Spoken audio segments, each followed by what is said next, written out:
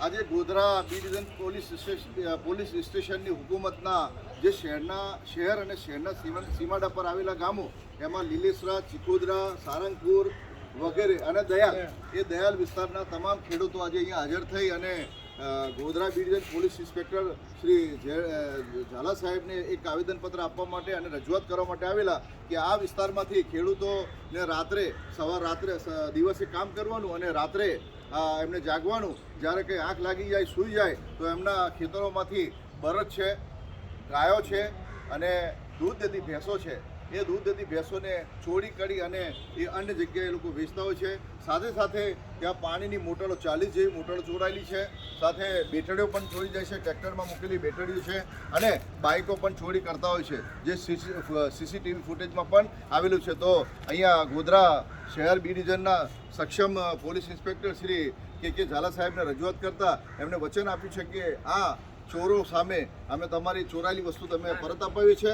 સાથે તેઓ સામે ફોજદારી અને કાયદાકીય અમે પગલાં લેવાની અમને ખાતરીને વચન આપ્યું છે. અને હાલમાં ગોધરા શહેરના સીમાડા પર આવેલા સારંગપુર, દયાલ, ચિકોદરા, લીલેસરા વગેરેના તમામ ખેડૂતો અહીંયા હાજર છે અને એમને રજૂઆત કરતા અમને વચન આપેલું છે. અને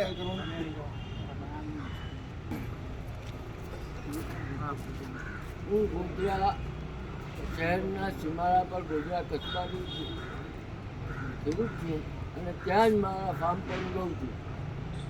આ ચોરોથી અમે ત્રાસી ગયેલા છે. અમારી ગાયો, ભેંસો, બળદ, બાઈકો બધું થઈ જાય છે અને એમાં ગણતરીના શક પડતા નામો આપેલા છે. માણસોની ધરપકડ કરી અને એ બહાર લાવવું જોઈએ, એ અમારી નમ્ર વિનંતી છે. મોહમ્મદ ઇસ્માઇલ આલમ. હજી કોઈ છે? આ ભાઈ બહુ અમે દયાળ કાકરાના રહેવાસી અને ત્યાં ફાર્મ પર ભેંસોનો તબેલો છે અને ગાયોનો તબેલો છે. હાલ રાત્રે 2/11/2022 રાત્રે 2 વાગ્યા 3 વાગ્યાના સુમારમાં 2 ભેંસો અમારી ચોરાઈ છે. તો અમે લેખિતમાં અને મૌખિતમાં રજૂઆત કરવા આવ્યા છે સાહેબને, પીઆઈ ઝાલા સાહેબને બી ડિવિઝનમાં. તો અમારી નમ્ર વિનંતી છે કે અમારું આશ્વાસન આપી ને અમારા જે ભેંસો છે એને અમને પરત અપાવે એવી નમ્ર વિનંતી છે. એક ભેંસ એમાં ગ્યાબન છે, એક ભેંસ વાયલી છે.